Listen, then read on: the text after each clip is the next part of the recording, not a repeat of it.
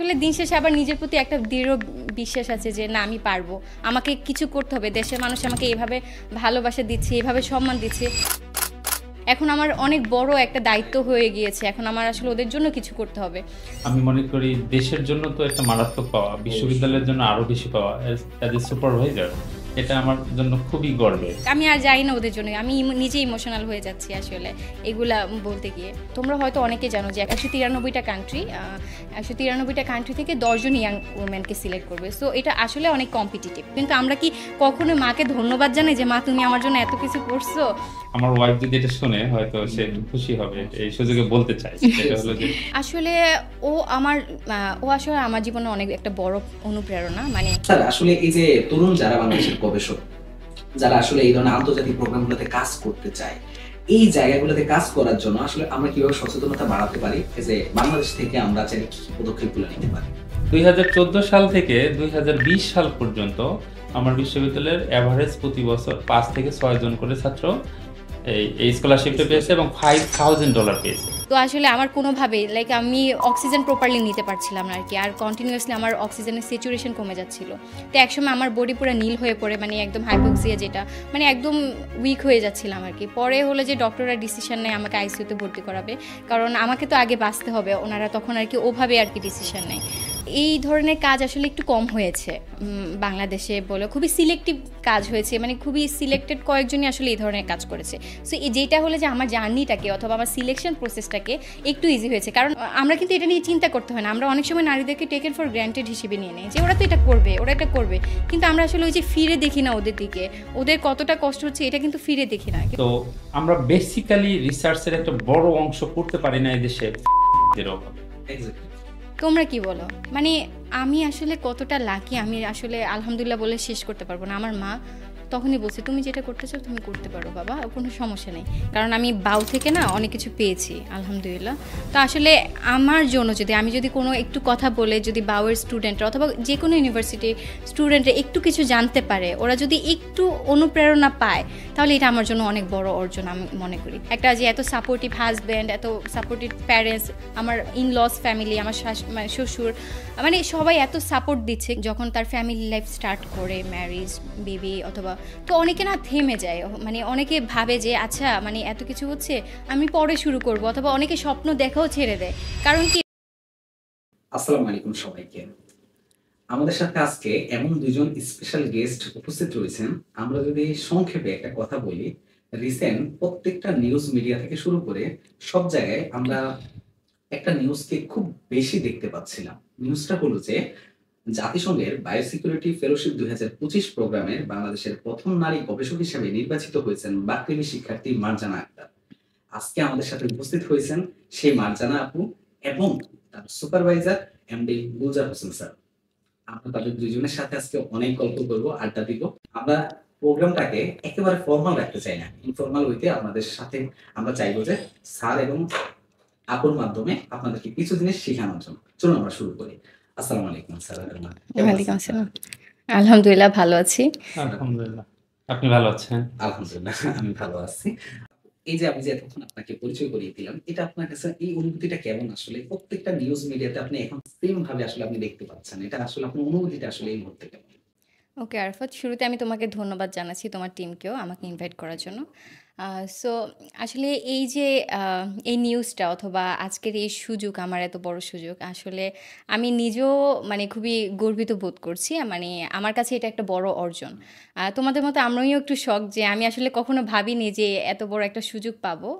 But আমি বিশ্বাস করি সকলের দোয়া এবং সকলের সাপোর্টের জন্য আসলে আমি এই অর্জনটা আর কি অ্যাচিভ করতে পেরেছি। সো এটাই আর কি, আলহামদুলিল্লাহ। অনেক স্পেশাল কারণ হলো যে আমার ক্যাম্পাসের একজন বড় আপু এত বড় সাফল্য অর্জন করছে, এটা যেমন আমার জন্য গর্বের এবং আমাদের দেশের জন্য গর্বের। স্যার ঠিক এই জায়গাটাই আপনার কাছে আসতে চাচ্ছি। আসলে এই যে এত বড় অর্জন আমাদের দেশের জন্য এবং আপনার স্টুডেন্ট হিসেবে আসলে এটা আপনার জন্য আরো বেশি বড় অর্জন বলে মনে হয় আমার কাছে। আপনি এটাকে কিভাবে দেখতেছেন আসলে? Thank you. এটা খুবই ভালো লাগার একটা বিষয়।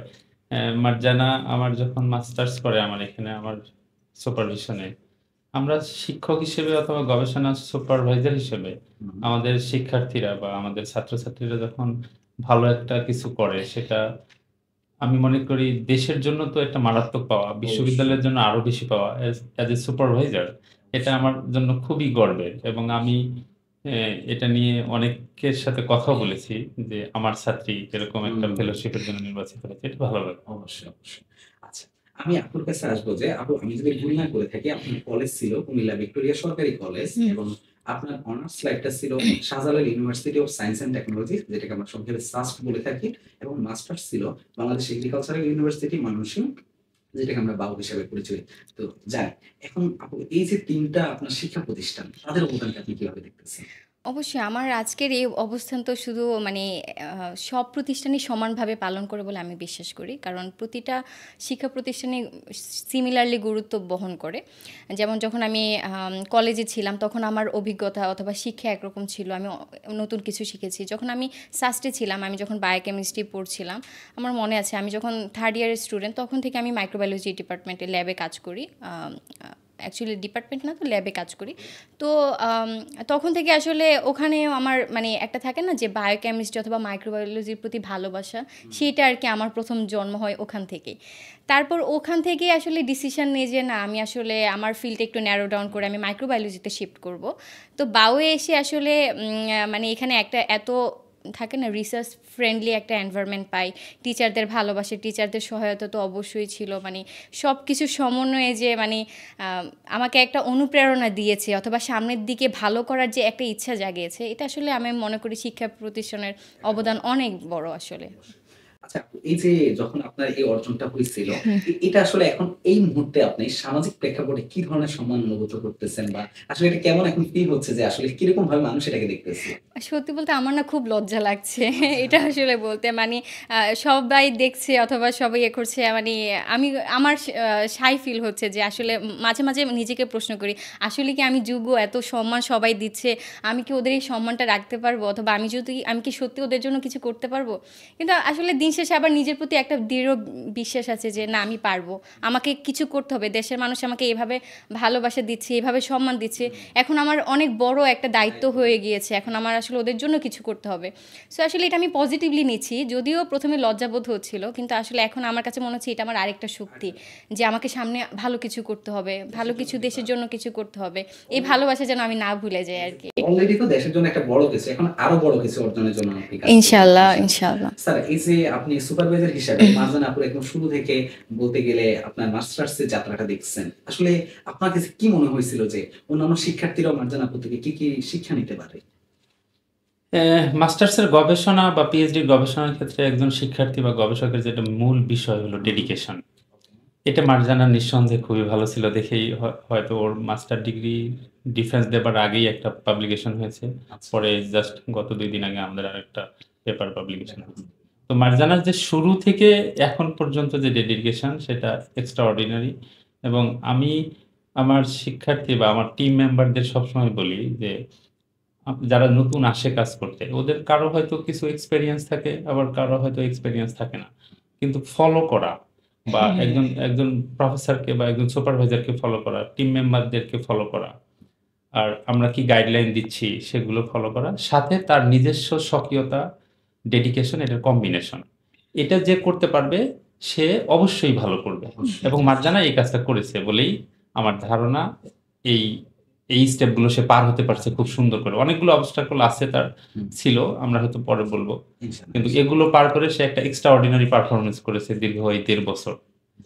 আমি হয়তো আরো পরে বলবো মা হিসেবে সে হ্যাঁ, কেমন ছিল অবশ্যই। সেটাও বলবো। আচ্ছা। আপু আমি স্যার আপনার উত্তরটা একদম বলতে গেলে যে আপুর জন্য অনেক গর্বের বিষয় যে তার সেটাই। সুপারভাইজার পাশে বসে এত সুন্দর প্রশংসা হ্যাঁ। করতেছে।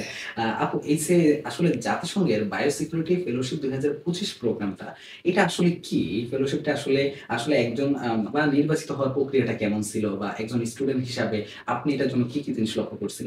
ওভারঅল একটু আমাকে বলুন এই প্রথম। আচ্ছা, সত্যি যেটা এই এই যে প্রক্রিয়াটা, পুরো প্রক্রিয়াটা আসলে আমার কাছে খুবই চ্যালেঞ্জিং মনে হয়েছিল। মানে আসলে আমি যখন প্রক্রিয়াটাতে মানে অ্যাপ্লিকেশন করব, আমি প্রথমে আসলে নিজেকে কোয়েশ্চেন করছিলাম, আমি কি সিলেক্টেড হব? অনেস্টলি আমার তখন না ওই বিশ্বাস ছিল না যে আমি সিলেক্টেড হব অথবা ওইরকম কোনো কিছু।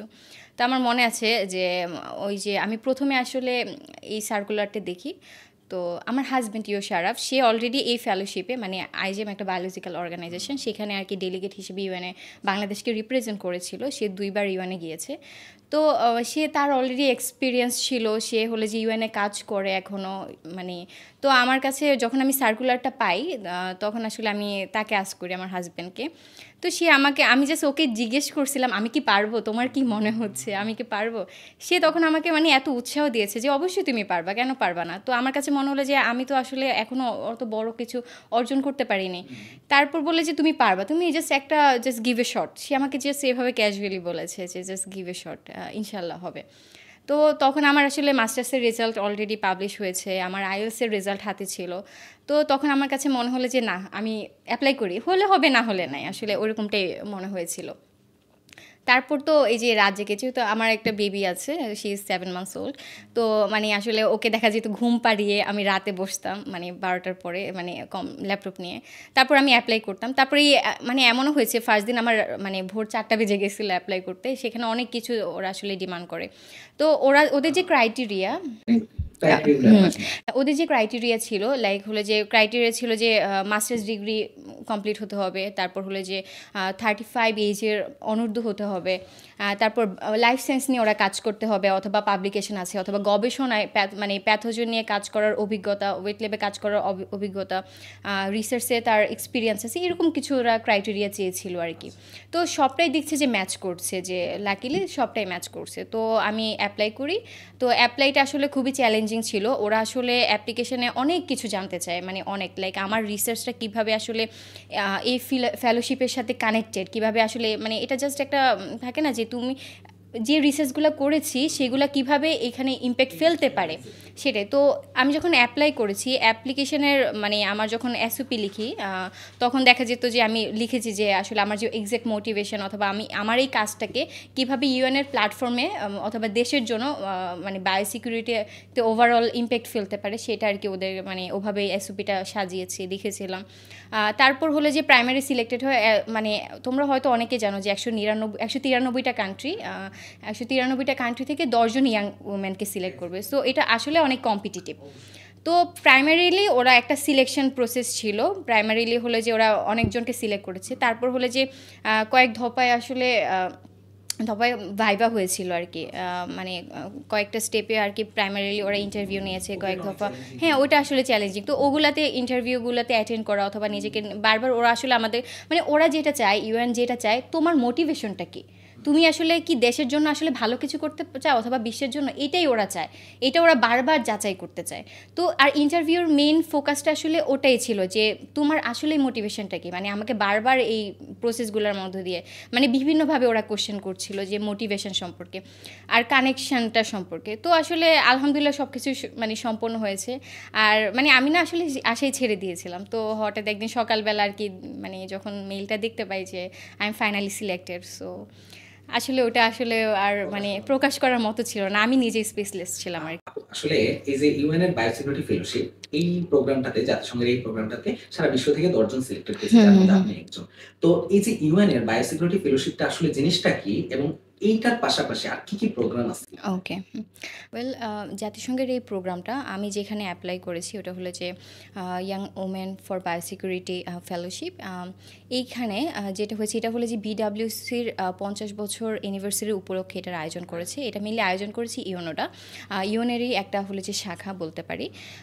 তো এটা মেনলি আয়োজন করেছে। এই প্রোগ্রামে আমাদেরকে যেটা করানো হবে, মানে আমাদের হলো যে একটা 3 মাসের একটা ট্রেনিং, একটা শর্ট টার্ম ট্রেনিং। তো এই প্রোগ্রামে হলো যে অক্টোবর আর নভেম্বর মাসে আমাদেরকে অনলাইন ট্রেনিং করা হবে, আর ডিসেম্বর মাসে আমাদের সুইজারল্যান্ডের জেনেভাতে ইন পার্সন একটা মিটিংয়ের অথবা ট্রেনিংয়ের অ্যারেঞ্জমেন্ট করা হয়েছে। সেখানে আমরা বিভিন্ন ইউএনের যে আমরা জানি অনেক মিটিং হয়, অনেক পলিসি মেকিং, এরকম অনেক মিটিং হয়। তো আমাদের 7 মিটিং যে বিডাব্লিউসির, ওখানে আমরা অ্যাটেন্ড করব।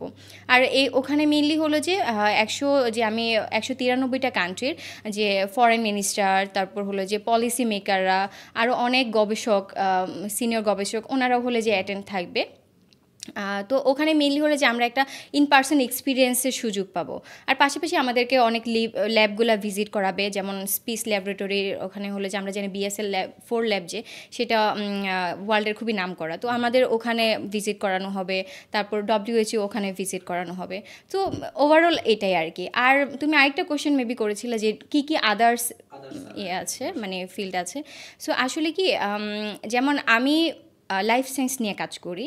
সো এইটার জন্য ডেডিকেটেড একটা, এই যে ইউনোডা অথবা BWC ওদের একটা ডেডিকেটেড ওয়েবসাইট অথবা একটা অর্গানাইজেশন আছে। তো ইউএনের এরকম আরও অনেক শাখা প্রশাখা আছে আসলে, যার মানে যেরকম হলে যে আমরা জানি WHO, তারপর FAO, মানে এরকম আরও অনেক কিছুই আছে।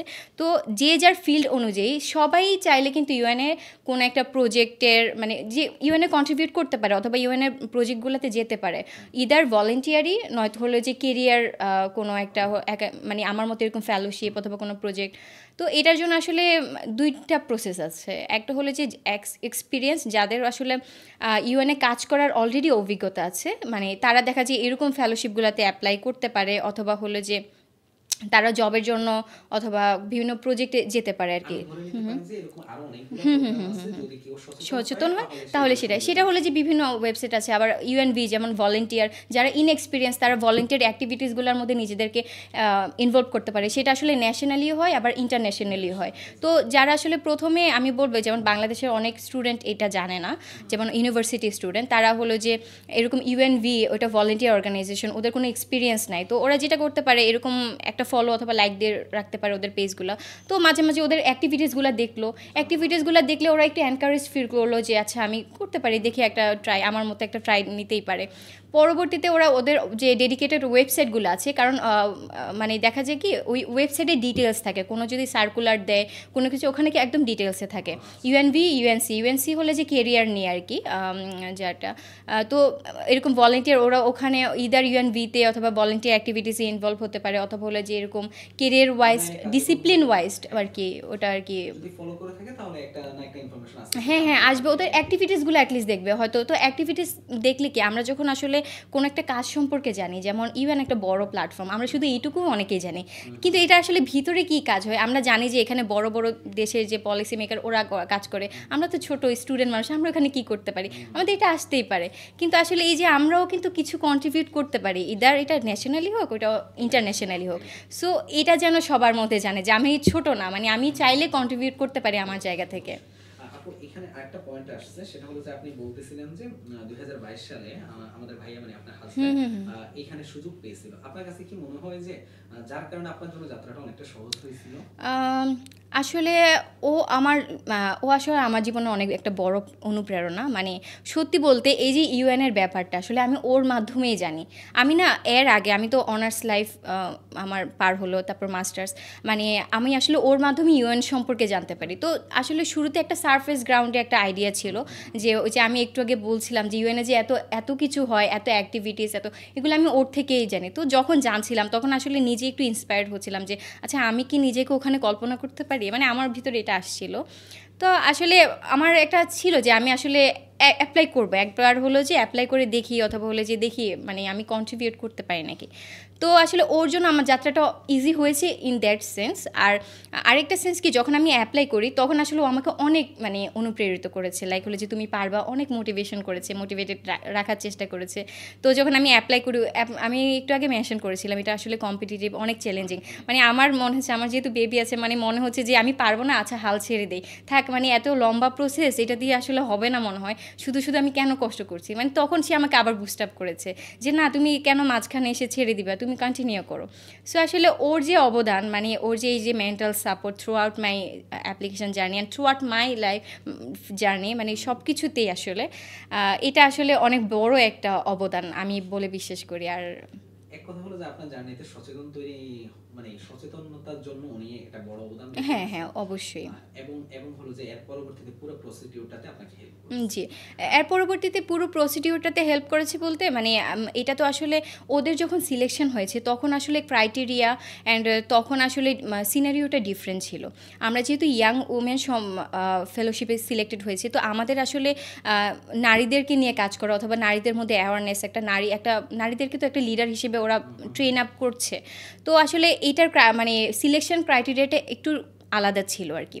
তো আমার আসলে ও আমাকে মানে অনেকভাবে মোটিভেটেড করেছে। যখন আমি ইন্টারভিউর আগে আসলে আমি অলওয়েজ হলো যে আমার থাকতো না যে মোটিভেটেড রাখতো যে আচ্ছা তুমি পারবা, যে ইন্টারভিউটা ঠিকভাবে হোক। তো এরকম আর কি, মানে ওটার জন্য আমি অবশ্যই গ্রেটফুল। আর এই আর কি যে সচেতনতা সৃষ্টি অ্যান্ড প্রশ্ন আমি করব, এই আগে স্যারের প্রশ্ন আচ্ছা, আপনার কাছে আসবো। সেটা হলো যে আসলে একজন আমরা যারা নরমাল স্টুডেন্ট আছি, যাদের এই ধরনের সুযোগ সুবিধা বা এই সচেতনতার জায়গাগুলো নাই, তাদের কি কি করণীয় থাকবে, এটা আমি আপনার কাছে আসবো। তার আগে আমি স্যারের কাছে যাচ্ছি।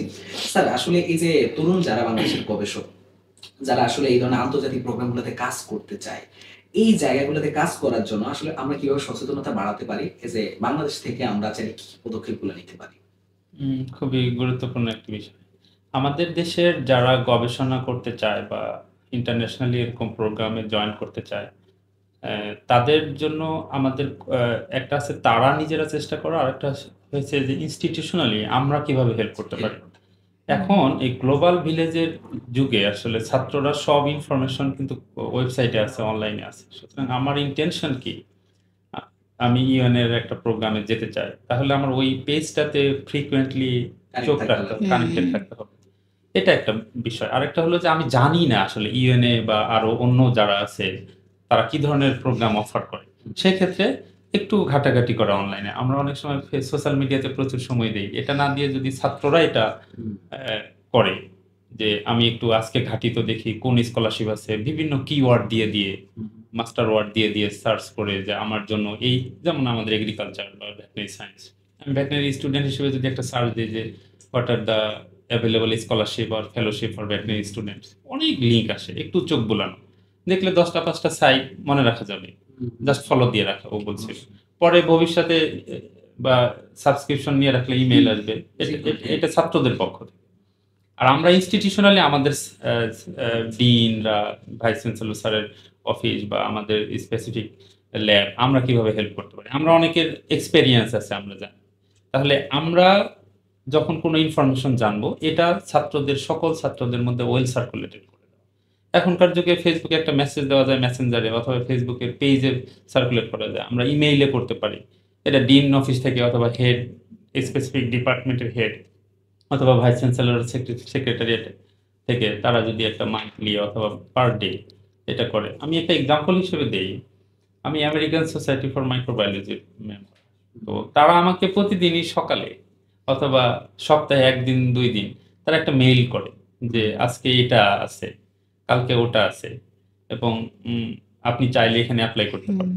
সুতরাং এই মেসেজগুলো আমরা ছাত্রদের মধ্যে শেয়ার করতে পারি, আর ছাত্ররা নিজে থেকে তো সাবস্ক্রিপশন করতেই পারে। এখানে স্যার আপনি একটা কথা বললেন যে আসলে সচেতনতা আমাদের অভাবের বলে আমরা অনেকেই এই সম্বন্ধে জানতে পারি না। এবং আপনি আরেকটা কথা বললেন যে আসলে বিশ্ববিদ্যালয় প্রশাসন থেকে চাইলেই জানেন কার্যক্রমগুলো করতে পারে, তাহলে কেন করা হচ্ছে না? এটা অনেক সময় একটু কঠিন প্রশ্ন আসলে। আমি একটা গল্প যদি একটু সময় পাই একটু বলতে চাই। 2013 সালে আমি জাপানে যাই। জাপানে গিয়ে তখন ফেসবুকে একটা মেসেজ দেখতে পাই যে বাংলাদেশের একমাত্র শিভাশু ভেটেরিনারি রিলেটেড মার্ক অ্যানিম্যাল হেলথের স্কলারশিপে অ্যাপ্লাই করতে পারবে, এবং এটা মাত্র কতজনকে দিবে তা জানি না, তবে বলছে $5,000 দিবে। আচ্ছা, তো আমি তখন ওই প্রফেশনের প্রতি ভালো লাগা থেকে আমি বললাম, এটি কি রকম কথা, আমাদের কৃষি বিশ্ববিদ্যালয় ভেটেরিনারি সায়েন্স এত একটা পুরানা ইনস্টিটিউশন, সেখানে আমরা পারবো না, শিভাশু পারবে, এটা তো সবার জন্য ওপেন হওয়া উচিত। এক্স্যাক্টলি। আমি আমার নিজস্ব অ্যাফিলিয়েশন ইউজ করে ওখানে মার্ক অ্যানিম্যাল হেলথ অ্যাসোসিয়েশনে ওদেরকে ইমেল করলাম আমার বিএ এর পরিচয় দিয়ে। তো ওরা দেওয়ার পরে বলতেছে যে হ্যাঁ এটা তো তুমি ভালো বলছো, কিন্তু এটা তো আমাদের বোর্ড অফ ট্রাস্টিজ বা কি আছে এগুলোতে অ্যাপ্রুভালের বিষয়। তো আমি বললাম তোমরা একটু ট্রাই করো।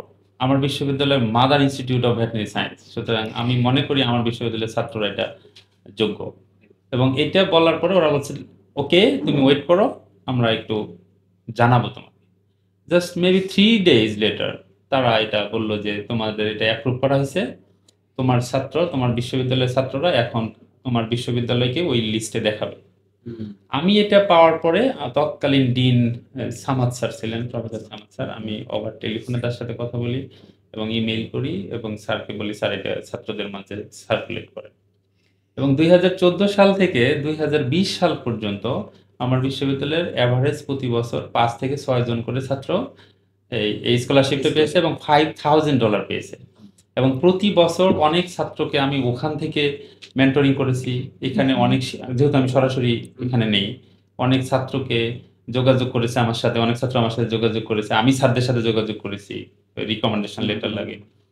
ওরা আমাকে ওই 5টা 6টা বছর 7টা বছর এই আমেরিকান ভেটেরিনারি অ্যাসোসিয়েশন থেকে ভেরিফিকেশন করতো আমাকে নিয়ে, এবং ওরা আমাকে একটা রিপ্রেজেন্টেটিভ ভেবে ফেললো যে আমি এই বিশ্ববিদ্যালয়ের ডিনের কেউ বা এরকম।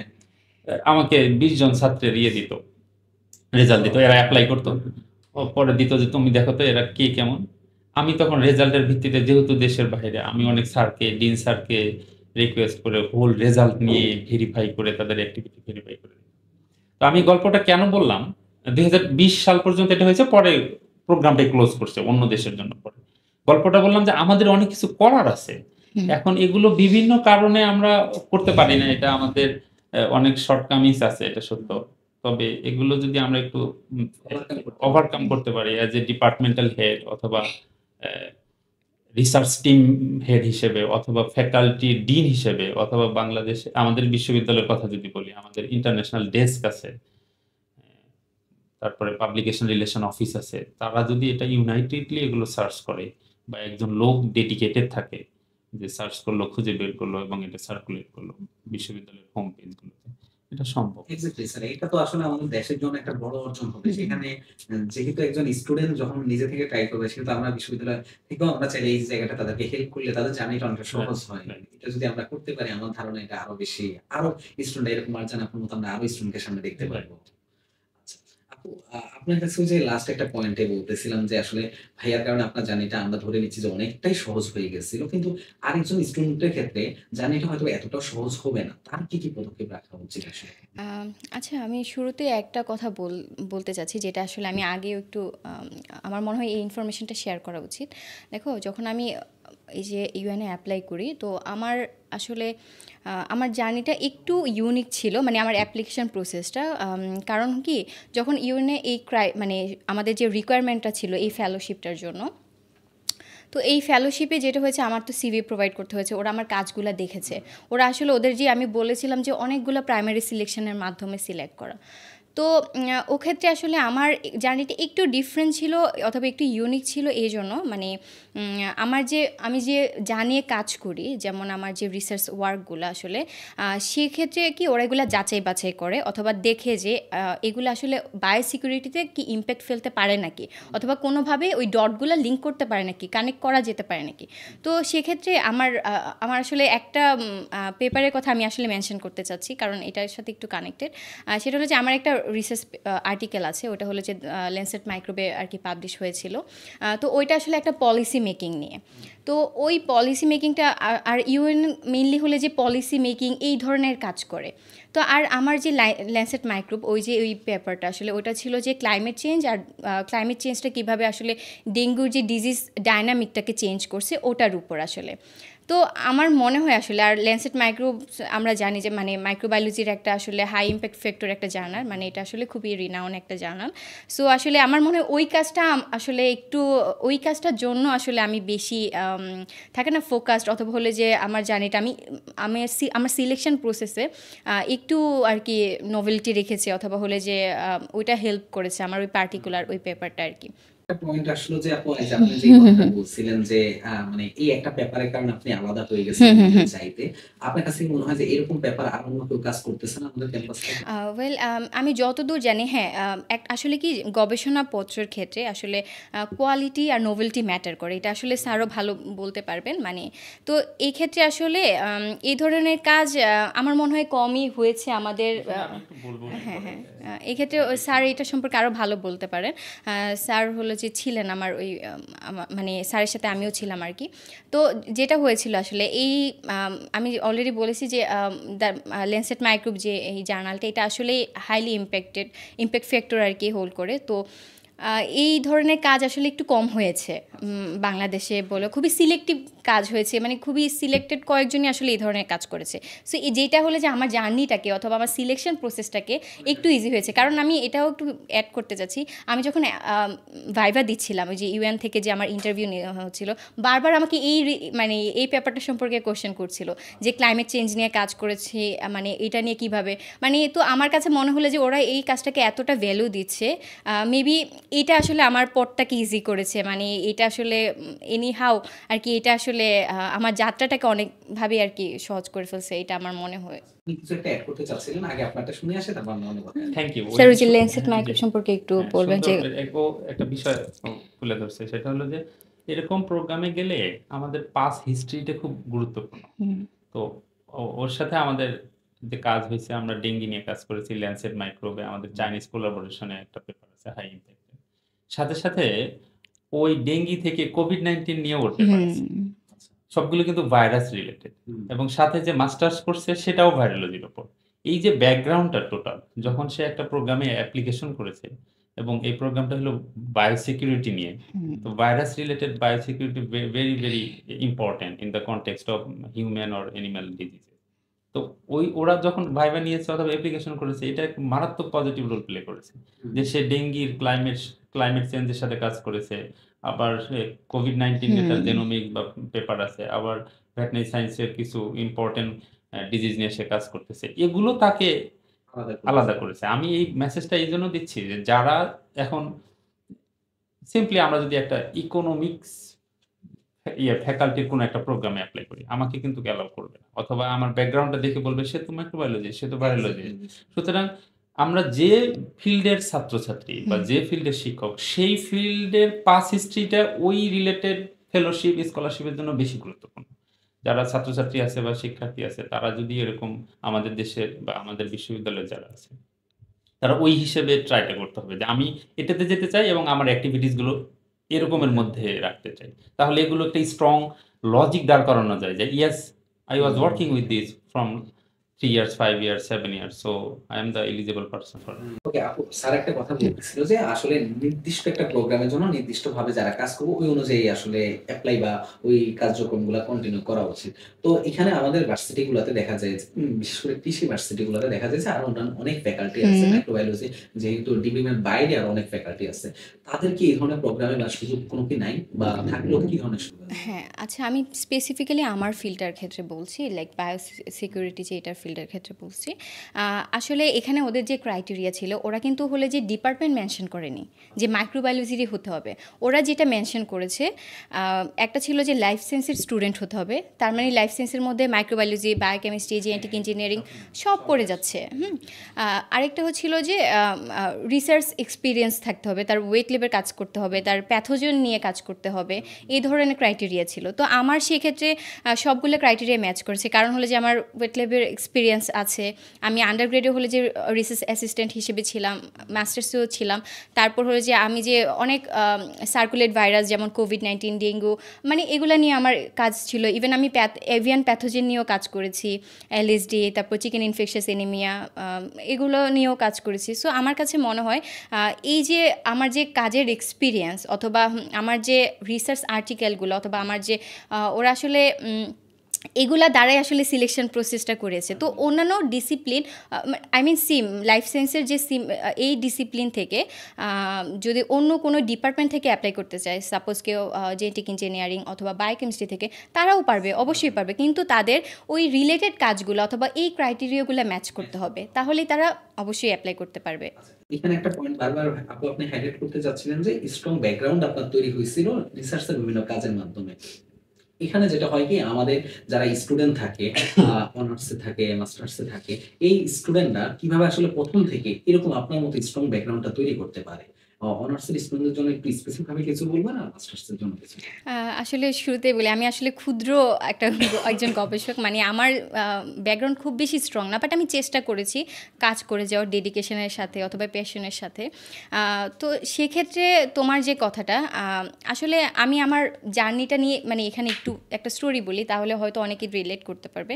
আমি যখন বায়োকেমিস্ট্রিতে সাস্টে ভর্তি হই, তখন আসলে রিসার্চকে আমি এটা জানতামই না ওভাবে, অনেস্টলি মানে ফার্স্ট ইয়ার তো আমি স্ট্রাগল করছিলাম কিভাবে আসলে আমি সারভাইভ করবো, প্রথমবার ফ্যামিলি থেকে আসলাম, তারপর নতুন নতুন পরিবেশ, সব কিছু নতুন নতুন হচ্ছিল। তো আমি আসলে স্ট্রাগল করছিলাম আমার লাইফটা গোছানোর, অথবা বায়োকেমিস্ট্রি কী এটাও আসলে ওভাবে বুঝতাম না, যে শুধু জানতাম যে এটা ভালো সাবজেক্ট অথবা ওরকম আর কি, অথবা এটা নিয়ে হ্যাঁ মানে একটু বেসিক ছিল, কিন্তু এক্স্যাক্টলি কি। আর আসলে শুরুতে তো আমাদের মাইনর কোর্সগুলো থাকে, মানে আমাদের অনেক হ্যাঁ, তো একটু স্ট্রাগল করি আসলে। তো ওই সময় কি প্রথমে আমি ওগুলো নিয়ে স্ট্রাগল করি।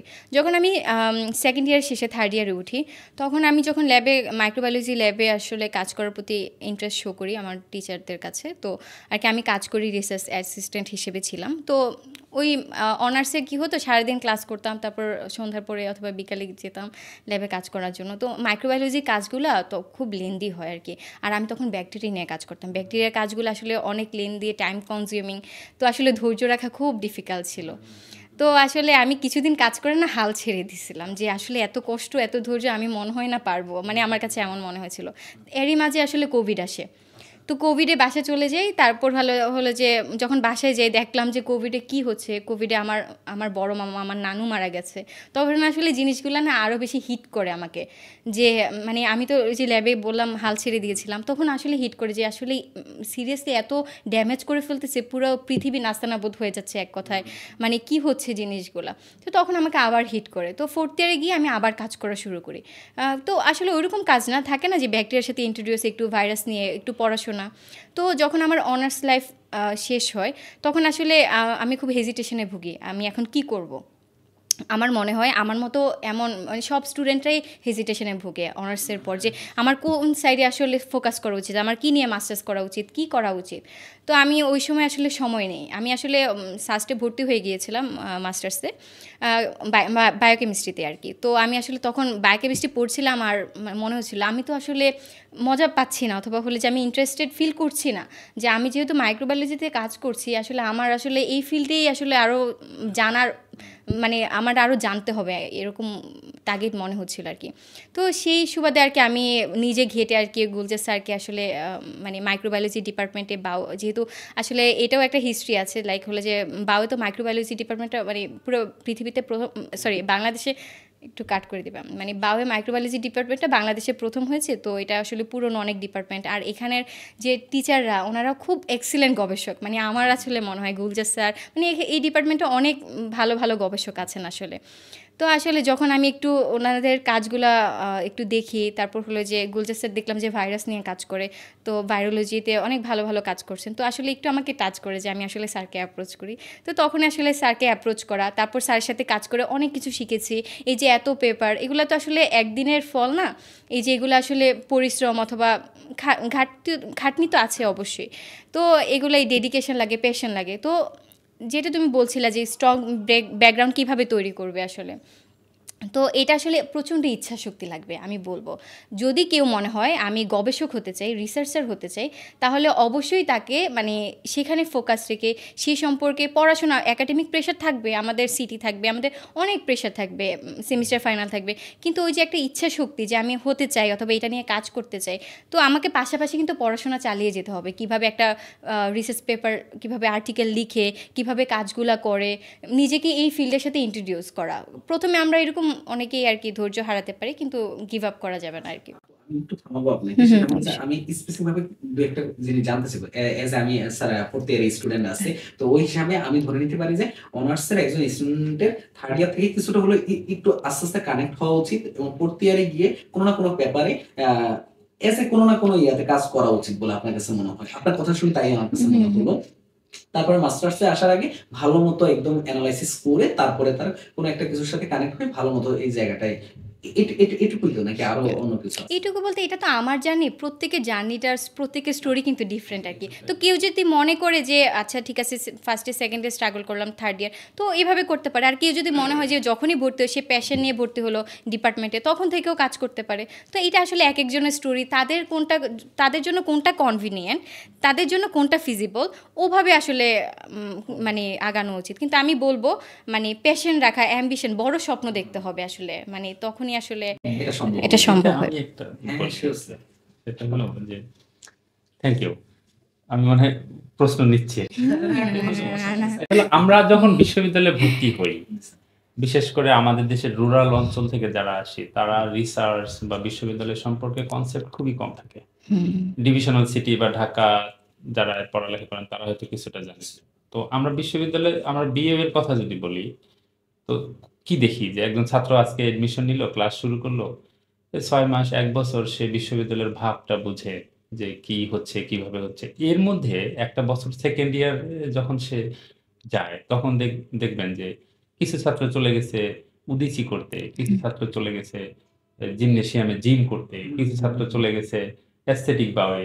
মানে তাদের একটা নিজস্ব একটা থিঙ্কিং যে আমার ভালো লাগা এখানে কাজ করছে, আমার ভালো লাগা আমি জিম করব, আমার ভালো লাগা আমি ফুটবল খেলবো, কেউ চিন্তা করে আমি গান বাজনা করব, কেউ মিউজিক্যাল সোসাইটিতে জয়েন করে। তাহলে এই যে তাদের ভালো লাগা থেকে বিভিন্ন জায়গায় যাচ্ছে, সিমিলারলি একটা ফার্স্ট ইয়ারের ছেলে এসে 1 বছরের মধ্যে তাকে ডিসিশন নিতে হবে যে আমি কি করব আমার লাইফে। ফার্স্ট ইয়ার থেকে যে আমি রিসার্চ করব, নাকি বাংলাদেশে কোনো প্রাইভেট জব করব, নাকি আমি কোনো গভর্নমেন্ট জব করব, নাকি দেশের বাইরে সেটেল হবো, এই ডিসিশনটা আমার মনে হয় উইদিন ফার্স্ট ইয়ার 1 বছরের মধ্যে তাকে নিতে হবে। নিয়ে সে চিন্তা করবে যে যদি গবেষণায় যায় বা দেশের বাহিরে বা এইরকম ফেলোশিপের জন্য ট্রাই করে, তাহলে তাকে বুঝতে হবে আমার ভেটেরিনারি ফ্যাকাল্টি দিয়ে আমি বলবো যে আমার 8টা ডিপার্টমেন্ট আছে, 8টা ডিপার্টমেন্টের শিক্ষকদের সাথে তার পরিচয় হয়ে যাবে প্রথম বছরে, বা হেডদের সাথে পরিচয়। সেখান থেকে সে আস্তে আস্তে চিন্তা করবে তাহলে আমি মাইক্রোবায়োলজিতে ভাইরোলজি অথবা আমার ব্যাকটেরিওলজি আছে অথবা ফিজিওলজি অন্য ডিপার্টমেন্ট আছে, এই নিয়ে কাজ করতে চাই। সেই স্যারের কাছে যাওয়া, একটু সময় দেওয়া, পড়ালেখা করবে, পরীক্ষা দিবে, কিন্তু ফাঁকে ওই যে একটা ছেলে উদিসি করতেছে, একটা ছেলে অ্যাস্থেটিক বাও করতেছে, আর একটা ছেলে এরকম এসে রিসার্চের সংস্পর্শে ঢুকতেছে। ঢুকতে যখন সেকেন্ড ইয়ার পার হয়ে যাবে, থার্ড ইয়ার পার হয়ে যাবে, সে কিছু টেকনোলজি শিখবে, যেটা মার্জানা করেছে বায়োকেমিস্ট্রিতে। সে শিখে সে কিছু রিসার্চ, স্যাররা অ্যাপ্রুভাল দিলে সে কিছু রিসার্চ করা শিখবে। তার উইন্ডো ওপেন হবে দেশের বাইরে কি নিয়ে রিসার্চ হয়, কি ইম্প্যাক্ট, আমি কোথায় ফিট করতে পারি।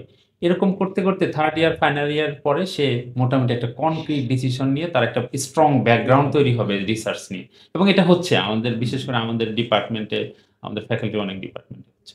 এবং আমি আমার টিমে বলি অনেক না, অন্তত 2-3 জন আন্ডারগ্রেড স্টুডেন্ট আছে যাদের 5-7টা পেপার অলরেডি কোঅথরিশন হয়ে গেছে আন্ডারগ্রেডে, তারা ইন্টার্নি করতে যাচ্ছে। সুতরাং he will get the good chance, আমি মনে করি খুবই দ্রুত। তো ওই জায়গাটা বিশ্ববিদ্যালয়ে যারা ভর্তি হবে তাদের জন্য একটা বলার বিষয় হলো যে তারা ফার্স্ট ইয়ার সেকেন্ড ইয়ারের মধ্যে ফিক্সড করবে কি করতে চায়, এবং সেই অনুযায়ী রিসার্চ ল্যাব সিলেক্ট করে, টিম সিলেক্ট করে তাদের মধ্যে ইনভলভ হওয়া, এবং অটোমেটিক্যালি সে গাইডেড হবে। মানে এটা একেবারেই যে স্ট্রং প্যাশন নিয়ে করতে হবে তা না, সে যখন ঢুকবে তার ইন্টেনশনটা থাকবে আমি এটা করতে চাই, দেখবেন যে সারাউন্ডিংস তাকে সাপোর্ট।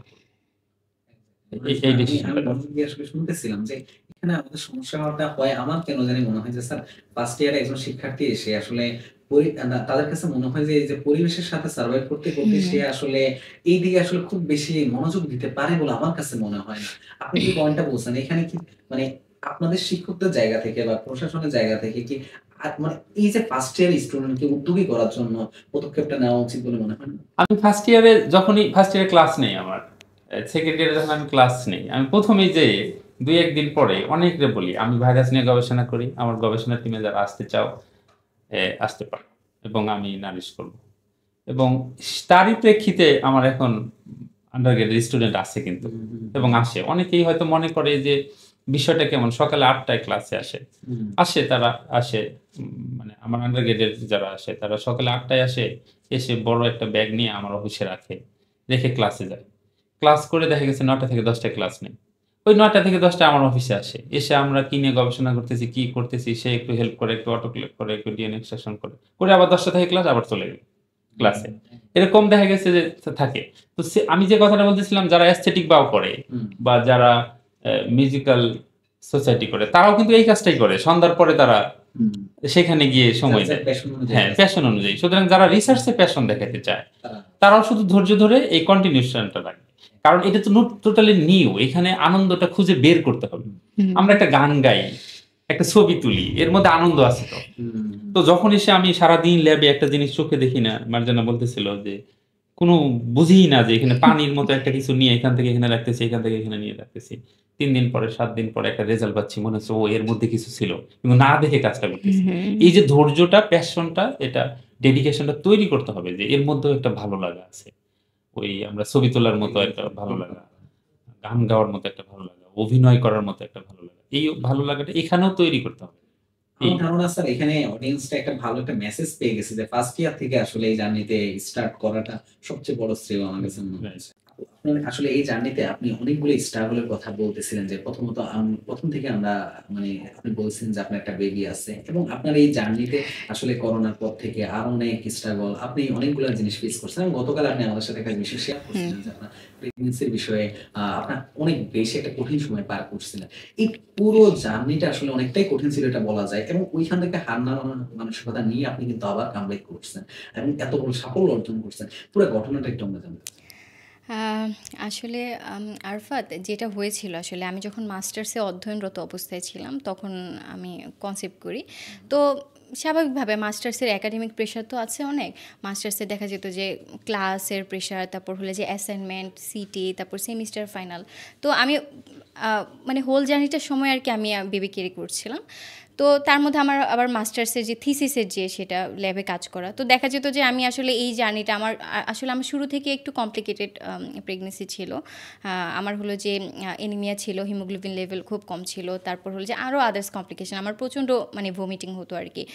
আমি আসলে 9 মাস কিছু খেতে পারি নাই, মানে এমন অবস্থা ছিল যে আমি কিচ্ছু খেতে পারতাম না, যেটাই খেতাম সেটাই বমি হতো, কোনো স্মেল নিতে পারতাম না। মানে ওই অবস্থায় সারাক্ষণ দরজা বন্ধ করে নিজেকে আটকে রাখতাম। মানে আমি তো প্রথম 3 মাস মানে নিতেই পারছিলাম না, ওরকম অবস্থা ছিল। পরে আসলে নিজেকে সাহস দিলাম যে আচ্ছা আমাকে তো এগিয়ে যেতে হবে। তো এই অবস্থায় মানে আমাকে ক্লাস করতে যাওয়া ইউনিভার্সিটিতে, সকালে ক্লাস করা, তারপর হলো যে ল্যাবে কাজ করা, বাসায় এসে আবার হলো যে আমার মনে হচ্ছিল বেবি হওয়ার পর আমি আরও টাইম কম পাবো। তো দেখা যাচ্ছিল যে থিসিসের কাজগুলো একটু এগিয়ে রাখা। আবার আমি যেহেতু রিসার্চের সাথে ইনভলভ, তো আমার পেপার রাইটিং সব কিছুই ছিল আর কি। তো আসলে জার্নিটা খুব কষ্ট ছিল, কিন্তু আসলে কি এই সব কিছু ট্যাকেল দিতে গিয়ে আমার শরীরকে মানে আমি একদম চরম পর্যায়ে অসুস্থ হয়ে পড়ি। মানে আমার শুরু থেকে মানে আমার আগে থেকে অ্যাজমার প্রবলেম ছিল। তো যখন আসলে আমি নিজেকে এত প্রেশার দিচ্ছিলাম, এক তো বেবি কেয়ার করছি, তার উপর হলো যে একাডেমিক এত প্রেশার, রিসার্চের প্রেশার, তো মানে যখন আমি নিজের শরীরের উপর কাইন্ড অফ টর্চার করছিলাম, তখন আসলে আমার ওই যে অ্যাজমা অ্যাটাক হয়। অ্যাজমা অ্যাটাক হয়ে আসলে আমি তখন ময়মনসিংহেই ছিলাম, বাউতে আর কি। তখন আমার জাস্ট সেকেন্ড সেমিস্টার শেষ হয়েছে, থিসিসের কাজ করব। তখন আবার আমার হাজব্যান্ড পিএইচডিতে চলে যায়, ও গিয়েছিল নভেম্বরের 20 তারিখ। তো আমার নভেম্বরের 26 তারিখের এটা, হ্যাঁ হ্যাঁ, ওই সময় আমি 6 মান্থস ছিলাম, 6 মান্থস বেবি ক্যারি করছিলাম আর কি। তো নভেম্বরের 26 তারিখ, আমার নভেম্বরের 25 তারিখ সন্ধ্যা 9টার দিকে, মানে রাত 9টার দিকে আর কি আমার অ্যাজমা অ্যাটাক হয়। তারপর মানে এটা আসলে আস্তে আস্তে খুবই আর কি সিভিয়ার হতে থাকে। তো আমি আসলে এটার জন্য আর কি ট্রিটমেন্ট নিতে যাই। মানে তো দেখা যাচ্ছিল যে যেহেতু আমার অলরেডি আমি বেবি ক্যারি করছি, কমপ্লিকেটেড প্রেগনেন্সি, এই জার্নিটার মধ্য দিয়ে যাচ্ছিলাম। তো আসলে আমার কোনোভাবেই লাইক আমি অক্সিজেন প্রপারলি নিতে পারছিলাম না আর কি, আর কন্টিনিউয়াসলি আমার অক্সিজেনের স্যাচুরেশন কমে যাচ্ছিল। তো একসময় আমার বডি পুরো নীল হয়ে পড়ে, মানে একদম হাইপোক্সিয়া, যেটা মানে একদম উইক হয়ে যাচ্ছিলাম আর কি। পরে হলো যে ডক্টররা ডিসিশন নেয় আমাকে আইসিইউতে ভর্তি করাবে, কারণ আমাকে তো আগে বাঁচতে হবে, ওনারা তখন আর কি ওভাবে আর কি ডিসিশন নেয়। তো বারবারই আমার মনে হচ্ছিল যে আমি ক্যারি করছি আমার বাচ্চাটাকে, আমার বাচ্চাটা সুস্থ থাকতে হবে। মানে ওই সময় আসলে আর কোনো কিছুই আর কি ফিল করতে পারছিলাম। তো আমার মনে আছে যখন আমি আসলে আমাকে আইসিইউতে নেওয়া হয়, যখন আমি ঢুকছিলাম, আমার না কেন জানি মনে হচ্ছে আমি আর ফিরবো না। মানে আমি জানি না কেন আমার কাছে এত মনে হচ্ছিল। আমি আম্মুকে হাগ করতেছিলাম, আমার হাজব্যান্ড আমার পাশে ছিলেন না। তখন আর কি স্যাররাও গিয়েছিলেন, মানে সবাই ছিল। মানে ওই সময়ের যে মোমেন্টটা, মানে ওটা যখন আমার এখনও মনে পড়ে আমি স্তব্ধ হয়ে যাই, মানে কি ছিল ওই মোমেন্টটা।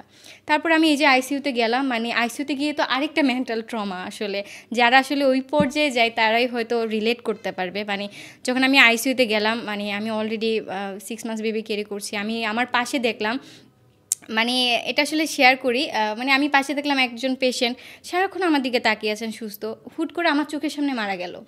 মানে আমি পাশের বেডে, আমি দেখছি তার মৃত্যুটা, মানে উনি আমার পাশে, আমি আইসিইউতে ভর্তি হওয়ার মনে হয় আধা ঘন্টা পরে, মানে ওই সময় উনি আমাকে মানে হাসছিল, আমি যখন বেডে আমাকে শোয়াচ্ছিল তখন উনি হাসি দিল, একটা স্মাইল, তো আমিও হাসি দিলাম। তারপর এই যে আধা ঘন্টার পর উনি মারা গেল আমার চোখের সামনে, মানে ওটা না দেখার পর আমি একটা শক খেলাম। তারপর এরপর দিন সকালবেলা আমার বাম পাশে যে পেশেন্ট, বেডে যে পেশেন্ট ছিল উনিও মারা গেছে সকাল 10টার দিকে। মানে আমি তখন, আম্মু একটু আসছিল ব্রেকফাস্ট নিয়ে, আমি বলছি আম্মু আমি এখানে থাকতে পারবো না, আমার সাফোকেটেড হচ্ছে, আমাকে প্লিজ বের করো। আম্মু বলে তোমার অবস্থা তো এখন ভালো হয়নি বাবা, আর একটু ধৈর্য ধরো, মানে বাবুর কথা তো চিন্তা করতে হবে। তখন আসলে আমি ওই যে মেন্টাল যে স্ট্রেংথ, মানে ওই সময় আমার মনে হচ্ছে না, আমি তো আসলে আমাকে ফাইট করে যেতে হবে, আমার বাচ্চাটাকে আমার সেভ করতে হবে, কারণ আমি চাই না এতদিন পর মানে আমার বাচ্চাটার কিছু হয়ে যাক, ওটা আসলে আমি নিতে পারবো না। তো এই যে মানে অনেক, আমি একটু অ্যাড করি ওর কথার সাথে, I was the witness of this situation. সেটা হলো যে ওই সময়ে ও একটা লস, আরেকটা আমাদের একটা লস হয়েছে, ওর লস হয়েছে। সেটা হলো ও যখন আইসিইউতে ভর্তি হয়, on that time the whole team of my lab were selected for Sakura Science Exchange program to visit Japan. So she was also one of the members. তো আমাদের যাওয়ার কথা, আমরা ভিসার জন্য অ্যাপ্লাই করবো, আমরা 8 জন যাব। তো সে এই এই এটা যখন আমরা অ্যাপ্লাই করি, সে খুব আমাদেরকে হেল্প করেছে আর কি। তো হলো প্রোগ্রামটা, আমরা যখন ভিসার জন্য অ্যাপ্লাই করি, ও অসুস্থ হয়ে গেল। এবং তখন আমাদের ওই জাপানে যে ইউনিভার্সিটিতে যাই, ওকায়ামা ওকায়ামা ইউনিভার্সিটিতে মেডিকেল স্কুলে, ওরা আমাদের বললো যে কেন আসতে পারবে না। আর তখন তো ওর এই সিচুয়েশন, তো এটা মানে হেলথের কথা বলতেছিল। মানে ও একটা ভালো প্রোগ্রাম মিস করেছে, একটা good programme, Japan visit miss করেছে 1 উইকে ওর অসুস্থতার কারণে। এনিওয়ে আমি মনে করি এগুলো স্ট্রাগল লাইফে থাকবে, তবে ওর জন্য যেটা লার্নিং এবং অন্যদের জন্য যেটা লার্নিং, সেটা হলো যে একজন স্টুডেন্ট বা এরকম বেবি কেয়ারিং যারা থাকে, তাদের লাইফে অনেক সময় সাডেন স্ট্রাগল চলে আসে। থেমে যাওয়ার কিছু নেই, যাতে থেমে না যায়। এই সিচুয়েশন গুলো যাতে এরকম না হয় যে ঠিক আছে আমি আর পারলাম না, স্টপ, এরকম না হয়। একটু সময় নিয়ে একটু সাপোর্ট, আমরা সবাই যখন সাপোর্ট করবো তখন হয়তো আবার। স্যার, যেহেতু আপনি এই পয়েন্টটাই বলতেছেন, তাহলে আমি স্পেসিফিক ভাবে একটা প্রশ্ন করি যে আসলে এই যে মা এবং গবেষক দুইটা একসাথে যখন কন্টিনিউ করে কেউ, এখানে আমাদের সমাজ এবং প্রতিষ্ঠান কিভাবে মানে আরেকটু বেশি সাহায্য করতে পারে বলে এখানে আচ্ছা, এটা খুবই মানে একটা ইয়ের ব্যাপার। আমাদের দেশে আমরা যারা ছেলেরা গবেষণা করি, চাকরি করি, আমাদের একটা জব, হুম, আমরা সকালে ঘুম থেকে উঠি, ব্রেকফাস্ট করে অফিসে যাই, আমাদের আর কোনো কাজ নেই, অফিসের কাজ করি। exactly, হ্যাঁ, কিন্তু আমাদের মারা, আমার ঘরে আমার ওয়াইফ, সেও প্রফেসর, সে আসলে আমি মনে করি সে 2টা জব, মোর দেন 2 জব করে। exactly, হ্যাঁ, সকালে ঘুম থেকে উঠে বেবি টেক কেয়ার করা, আমার নাস্তা রেডি করে, হুম, তাদের স্কুলে দেওয়া, সবকিছু করে আবার অফিসে যায় সে সময় মতো, আবার অফিস থেকে ফিরে আবার তাদের বেবি থাকে ঘরে, ঘর গোছানো থাকে, সংসার থাকে, তাহলে 2টা জব করে। আর ও ছিল আবার স্টুডেন্ট, সেক্ষেত্রে ও স্টুডেন্ট লাইফ থেকে 2টা জব ক্যারি করছিল, অ্যাটলিস্ট মাস্টার্স থেকে, একজন বেবি রেয়ার করা, সংসার, ম্যারিড, আবার সাথে সাথে রিসার্চ, মাস্টার ডিগ্রি, ক্লাস, অমুক পরীক্ষা টরীক্ষা। সুতরাং এটা নিঃসন্দেহে কঠিন, আমাদের দেশে মারাত্মকভাবে কঠিন 2টা কারণে। একটা হলো আমরা যারা এদেশে মেয়েরা গবেষণা করার সুযোগ বা মানে এক্সপ্লোর করার সুযোগটা কম্পারেটিভলি কম, তার মধ্যে যখন এই বিষয়গুলো আসে, পারিবারিক বিষয়গুলো আসে, এটা খুবই আহ, মানে কঠিন হয়ে পড়ে। আর দেশ থেকে বা সোসাইটি থেকে বা ইনস্টিটিউশনাল থেকে সাপোর্টটা সব জায়গায় সমান পায় না। একটা সমস্যা হলো যে একটা বেবি আছে, বেবিটাকে আমি কার কাছে রেখে আসবো, একটা ডে কেয়ার নেই, ভালো না, ভালো একটা ডে কেয়ার নেই। সুতরাং এটা একটা প্রবলেম। আর একটা হলো আমাদের দেশে সিকিউরিটি ভেরি পোর। হুম, আমাদের মাইক্রোবায়োলজি ডিপার্টমেন্টে আলহামদুলিল্লাহ আমরা সিসি ক্যামেরা আছে, সে রাত 10টা নাই, 12টা নাই, 1টা নাই, আমরা যে কোনো সময় যাচ্ছি, কাজ করতেছি। এই জায়গাটা আমাদের এনভায়রনমেন্টটা তৈরি হচ্ছে, এখানে কোনো ফিজিক্যাল, মেন্টাল, সেক্সুয়াল হ্যারাসমেন্ট হয় না, এটা ভালো। তো সেই জায়গা থেকে ও অনেকগুলো স্ট্রাগল যেমন পার করেছে, লাকিও ছিল। লাকি হচ্ছে ওয়ার্কিং এনভায়রনমেন্টটা গুড ছিল, আমাদের টিম মেম্বার, আমাদের ল্যাব মেম্বাররা তাকে সাপোর্ট করেছে, তার বাবা সাপোর্ট করেছে, তার মা বাবা এখানে অসুস্থতার সময় এসেছে। এবং তার ল্যাব মেম্বার এই যে মৌ নামে, সিয়াম, আনন্দ, ওরা দেখা গেছে, আমি একবার গেছিলাম হসপিটালে, তারা ওকে টেক কেয়ার করেছে। তো এই জায়গাগুলো তৈরি হয়েছে। তার হাজবেন্ড জাপান, কি বলে, নিউজিল্যান্ড থেকে, প্রতিনিয়ত। হ্যাঁ, প্রতিনিয়ত কমিউনিকেশন রাখছে।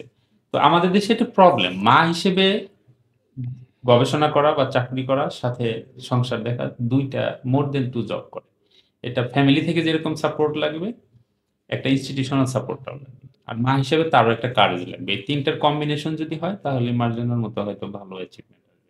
আমি একটু অ্যাড করতে চাচ্ছি মানে স্যারের কথার প্রেক্ষিতে আসলে অনেকগুলো পয়েন্টই আসে আসলে যখন আমি এই যে একটু আগে বলছিলাম যখন আমি আইসিইউতে ছিলাম মানে ওই সময় তো অফকোর্স একটা ডিফিকাল্টিসের মধ্যে দিয়ে যাচ্ছি এত চ্যালেঞ্জ মানে আমি ভাবিনি আসলে আমি ফিরে আসব তো আসলে এই যে আমি ক্যারি করা এই যে জার্নি আসলে মানে আমি না মনে হয় না আমার ওই সময়টার কথা ভাবলে আমার মনে হয় যে আমি একা একা কখনো এগুলা মানে এই জার্নিটা আসলে পার করতে পারতাম না মানে এই যে ওই সময়ের যে সাপোর্টটা স্যার বললেন মানে আমার মাকে দেখেছি আসলে এত নিঃস্বার্থ ভালোবাসা এত যত্ন মানে আমি জানি না আসলে মা তো মাই হয় মানে আমার মা যে এত ভালোবেসে মানে ওই সময় এই যে আমার হাজব্যান্ড যেহেতু দেশে ছিল না সে তো কন্টিনিউয়াসলি ফোন দিত মানে কন্টিনিউয়াসলি আপডেটেড থাকতো তো এই যে সামনে থেকে আমার মা এত করছে আমার জন্য মানে কিভাবে তার সন্তানটা আমিও যেরকম বেবি কেয়ার করছি তার সন্তানও ওরকম অসুস্থ মানে থ্রু আউট মাই জার্নি সে আমার পাশে ছিল একদম অটল ছিল আমাকে মানে সবসময় সে শক্তি দিত যে কিছু হবে না তোমার আমি আছি না তোমার মা আছে তোমার পাশে মানে এই যে আমি আছি না এই কথাটা মানে এটা আসলে অন্য রকম আমার কাছে মনে হচ্ছে আম্মু আছে আমার পাশে আমি সব করতে পারবো আর এত সাপোর্ট লাইক আমার বাবা আমার শ্বশুর মানে ওনারা যে এত করেছেন আমার জন্য আমি আসলেই লাকি মানে সত্যি এই যে আমার ল্যাবের মানে স্যাররা আমি যখনই অসুস্থ হয়েছি যখনই স্যারকে আমি ফোন দিয়ে জানালাম স্যার সাথে সাথে চলে গেলেন হসপিটালে মানে এই যে স্যারের ক্লাস ছিল সব কিছু মানে সব কিছু রেখে আমার মানে ওনার স্টুডেন্ট অসুস্থ হয়েছে সেটার জন্য উনি এত ব্যস্ততার মধ্যে সময় নিয়ে সাথে সাথে চলে যাওয়া সব অ্যারেঞ্জমেন্টে হেল্প করা মানে এই যে সব কিছু আমি আসলেই মানে সবাইকে তো ধন্যবাদ দিয়ে ছোট করতে চাই না কিন্তু আমার কাছে মনে হয় আজকে আমার এই জায়গাটা মানে সবার জন্য আসলে এই জায়গাটা আমি অ্যাচিভ করতে পেরেছি আর কি আর আমি আরেকটা জিনিস অ্যাড করতে চাই মানে আমাদের বাংলাদেশের পার্সপেক্টিভে নারী হিসেবে আমি কিছু একটা জিনিস অ্যাড করতে চাই সেটা কি আমি যে জার্নিটার মধ্য দিয়ে গিয়েছি অথবা হলো যে একটা নর্মালি কী হয় একটা মেয়ে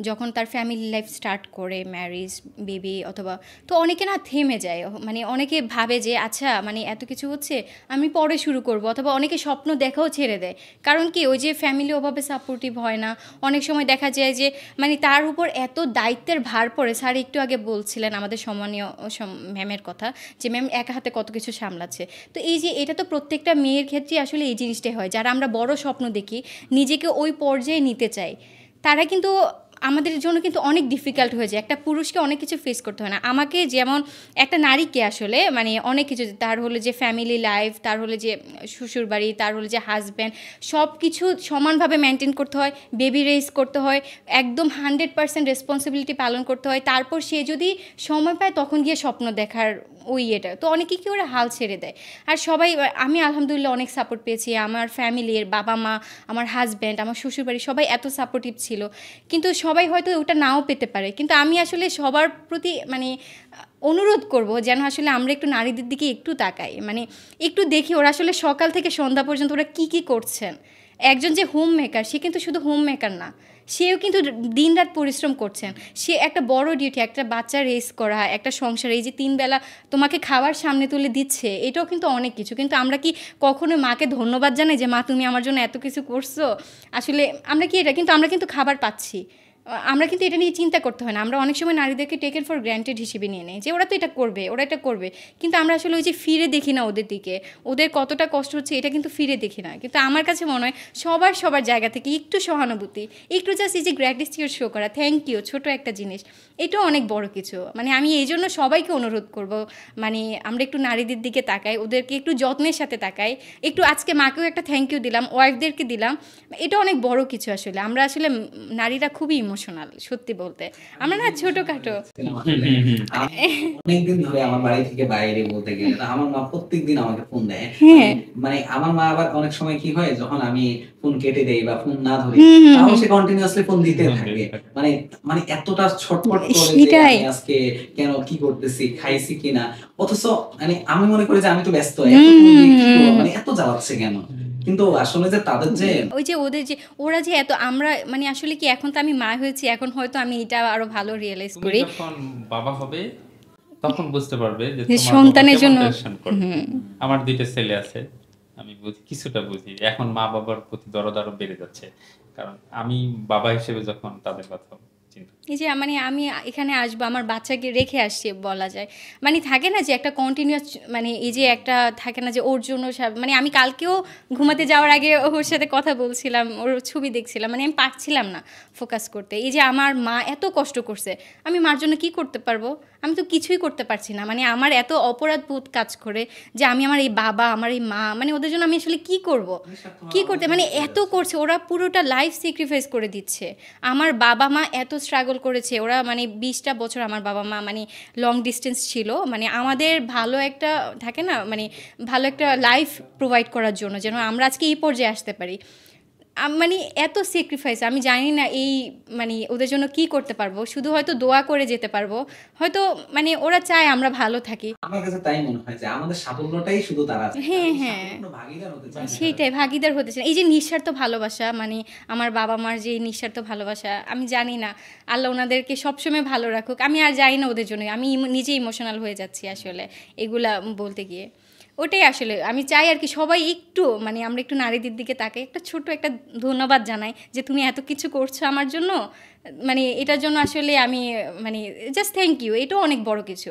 নারীরা বেশি কিছু চায় না, নারীরা না খুব ছোট জিনিসে খুশি হয়ে যায়। তুমি আর আজকে যাওয়ার সময় তোমার মাকে একটু সুন্দর করে কথা বলো, ওনার আজকে পুরো দিন ভালো যাবে, Exactly, আমি জানো। এটা দেখতাম যে আমি যখন বাড়ি থেকে আসার সময় যদি কখনো রাগারাগি করে আসি, মানে আমার মায়ের চোখের দিকে আমি তাকাতে পারি হ্যাঁ, না। আর যদি আমি একটা হাসি মুখে কথা বলে হুম হুম বিদায় হুম, দিয়ে আসি, মানে তাহলে পুরো তার একটা খুশি দিন হয়ে ভালো যায়। যায়, সেটাই। না, আমি অনেকগুলো জিনিস রিলেট করতে পারছি এবং অনেকটা ইমোশনালি আসলে ইয়া হয়ে গেছে। মনে হচ্ছে যে আসলে কোন একটা দুনিয়া হারিয়ে গেছে। আর একটা ভালো পয়েন্ট যে আমরা আসলে বাবা-মাকে কখনো থ্যাংক ইউ জানাই না। এটা আসলে একটা বড় জিনিস যে হুম। আসলে সবসময় আমরা মানে ওই যে একটা কথা আছে না যে তারা ফোন দিয়ে মানে তারা এতটাই অবুঝ থাকে স্যার, যেটা হয় কি আমি কেড়ে দিছি। তারা অনেক সময় যে রিসেন্ট তারা মনে করে যে এটা আসলে ভুলে কেটে হ্যাঁ গেছে। হ্যাঁ হ্যাঁ হ্যাঁ। তখন আবার ফোন দেয়। মানে এরকম হয় আসলে হুম হুম বাবা-মা হুম। হয়তো এরকম নিঃস্বার্থ আসলে থাকে। এটাই বাবা মা, আসলে নারীরা না সব জায়গায় আসলে মানে ত্যাগ করে যাচ্ছে। এই যে মানে স্যার একটু আগে বললেন যে ওয়াইফরা, মানে সবাই আসলে এত, মানে আমার মনে হয় আসলে, কিন্তু এটা কিন্তু ডেভেলপ কান্ট্রিতে দেখবে না, ওরা কিন্তু ওদের দায়িত্ব ভাগ করে নিচ্ছে, তুমি এটা করবা আমি এটা করছি। ওরা ছেলেরও কিন্তু কুকিংয়ে আগ্রহ হচ্ছে, মানে ছেলেরও বাসার হাউস হোল্ড অ্যাক্টিভিটিসে অংশ নিচ্ছে, কিন্তু আমাদের দেশ কিন্তু এখন অতটা ওপেন মাইন্ডেড হয়নি। তো এটা আমার জন্য কষ্ট লাগে, আমার কাছে মনে হয় এই দিকটা আসলে সবাই হয়তো আমার মতো মানে লাকি না। আমি হয়তো আল্লাহর রহমতে সবার দোয়ায় একটা যে এত সাপোর্টিভ হাজব্যান্ড, এত সাপোর্টিভ প্যারেন্টস, আমার ইনলস ফ্যামিলি, আমার মানে শ্বশুর, মানে সবাই এত সাপোর্ট দিচ্ছে, কিন্তু সবাই কি এটা, আমি জাস্ট আমার জায়গা থেকে আল্লাহর কাছে ওই যে গ্র্যাটিটিউড শো করি আর ভাবি আসলে এটা তো সবাই পাচ্ছে না। তো মানে ওটা কিভাবে একটু ইয়ে করা যায়, খারাপ লাগে আসলে। একটা ভালো পয়েন্ট স্যার, আমাদের ম্যাসনের অনেক স্টুডেন্টরা থাকে অ্যাডমিশন জার্নি যারা বিশ্ববিদ্যালয় অ্যাডমিশন, ওদের আমরা যখন ওরা বলে যে বাবা মা সাপোর্ট করে না, সারাদিন বকার উপর রাখে, সারাদিন কাজ করে, কোনো পড়াশোনা করতে দেয় না, এমন অনেক ফ্যামিলি কিন্তু সাপোর্টিভ থাকে না। ওদের জন্য যে কতটা কঠিন যায় সময়টা, আমাদের জন্য যে আসলে কতটা সহজ, আমরা এটা অনেক সময় ফিল করতে পারি না যদি ওগুলা না শুনতে পাই। এটা একটা বড় পয়েন্ট। আরেকটা পয়েন্ট আপনি বলতেছিলেন যে আসলে যারা হাউস ওয়াইফ বা যারা মিলে বাসায় কাজ করে আমরা তাদেরকে গুরুত্ব দিতে চাই না। টেকেন ফর গ্র্যান্টেড হিসেবে নিয়ে নিই অনেক সময়। এটা আসলে খুবই একটা, স্যার এখানে কি আপনি কিছু বলতে চাচ্ছেন কিনা? আপনি ইমোশনালি না আসলে না কথা বলেন। এটা আমি বুঝি। আমার মা বাবা দুইজনই চাকরি করেন নাই, মা হাউস ওয়াইফ, বাবা কৃষক। তো আমরা ওই ফিলিংসটা বুঝি না যে একটা ফ্যামিলি বা একটা সংসার রান করতে গেলে হাজব্যান্ড ওয়াইফের দুইজন প্যারালাল ইফোর্ট লাগবে এবং একটা সিঙ্ক লাগবে, কম্বিনেশন লাগবে। তো ওইটা আগে বুঝি নাই। আমাদের সংসার শুরুই হয়েছে দুইজনের চাকরি দিয়ে। হুম, আমার ওয়াইফও এখানকার প্রফেসর, আমিও। যখন পর্যন্ত বেবি হয় নাই তখন পর্যন্ত ঠিক আছে যে দুইজনই সকালে উঠে একটু খাবার দাবার খেয়ে যাচ্ছি অফিসে। কিন্তু বেবি হওয়ার পরে বুঝতে পারি যে মানে সে কতটা পরিশ্রম করে। এবং আমি এটা অনেক জায়গায় বলেছি। আমার ওয়াইফ যদি এটা শুনে হয়তো সে একটু খুশি হবে। এই সুযোগে বলতে চাই। সেটা হলো যে একটু আগে বলছিলাম, সকালে ঘুম থেকে উঠে আমি টুথব্রাশ করে ফ্রেশ হয়ে টেবিলে বসি লেখালেখি। আর সে সকালে ঘুম থেকে উঠে নিজে কোন রকমে ফ্রেশ হয়ে বাচ্চাদের নাস্তা, আমার নাস্তা, তার অফিস, বাচ্চাদের স্কুল, বই খাতা সব গোছানো। সবকিছু করে আর আমি টেবিলে বসেই আছি। টেবিলে খেলাম। খেয়ে দিয়ে সবকিছু করে সে আমার সাথে আবার অফিসে যাচ্ছে। আমরা একই সাথে অফিসে যাই। আবার দুপুরে একই সাথে অফিস থেকে ফিরি। ফিরার পরে সে এসে আমার খাবারটা রেডি করে দেয়। সে খাবার খায়। বাচ্চারা যদি কোনো কাজ থেকে ঘুম না আসে, ছোটটাকে ঘুম আনানো করে আবার আমার সাথে অফিসে যাবে। অফিস থেকে আবার ফিরলো। একসাথে ফিরলাম বা সে একটু আগে ফিরে হয়তো। সে ফিরে আবার ওই কাজ। উম বাচ্চাদের কাজ, আমাদের খাওয়া-দাওয়া। দেখা গেছে রাত ১০টা পর্যন্ত। আবার আমি হয়তো সন্ধ্যার সময় একটু লেটে অফিস থেকে এসে সন্ধ্যার সময় একটু বের হই। তাহলে পুরা সময়টা আমি হিসাব করে দেখেছি she is doing 2 jobs একদম। এবং until sleeping সে বিজি। আমরা কিন্তু এটা করি না। আমি একটু গবেষণা নিয়ে ব্যস্ত থাকার কারণে এটা তাকে বঞ্চিতই করি এক ধরনের। তারপরেও এই জিনিসটা যাদের ওয়াইফরা ২ টা জব করতেছে, মানে একটা ফ্যামিলি আরেকটা হলো অফিস, হ্যাঁ, প্রফেশনাল জব। তাদেরকে একটু কেয়ারিং হওয়া উচিত সবারই। হুম। এবং আমার মনে হয় অনেকেই আছে, কিন্তু ২-১ টা ব্যতিক্রম থাকতে পারে। আস্তে, আস্তে চেঞ্জ হচ্ছে। এবং really we should respect their 2 jobs এবং the role they are playing extraordinary. সুতরাং আমরা হয়তো অনেক সময় বুঝি না যারা চাকরি করে না। মনে করি যে বাসায় সংসারে কাজ কি? শুধু একদিন রিভার্স করে দেখলে তাহলে আমরা বোঝা যাবে যে আসলে তারা কি জব করতেছে। এই জিনিসটা বাংলাদেশে চেঞ্জ হওয়া দরকার। হুম। আমি আরেকটু মানে স্যারের প্রেক্ষিতে এড করতে চাইবো। আর তুমি একটা কথা আরকি একটু আগে বলেছিলা যে বাবা-মারা সাপোর্ট করে না। মানে অনেক সময় দেখা যায় না বাবা-মারা বুঝে না, অথবা হলে যে থাকে না যে আমি যেটা কিছু করতে চাচ্ছে ক্ষেত্রে সেটা, ব্যতিক্রম হ্যাঁ, হ্যাঁ, ক্ষেত্রে আমরা ব্যতিক্রম আছি, ক্ষেত্রে। বা আমার স্টুডেন্টদেরকে যখন হুম, বের করা হয় হুম। তখন এই জিনিসগুলা কিছু জিনিস জানতে হুম, পারি হুম। আসলে।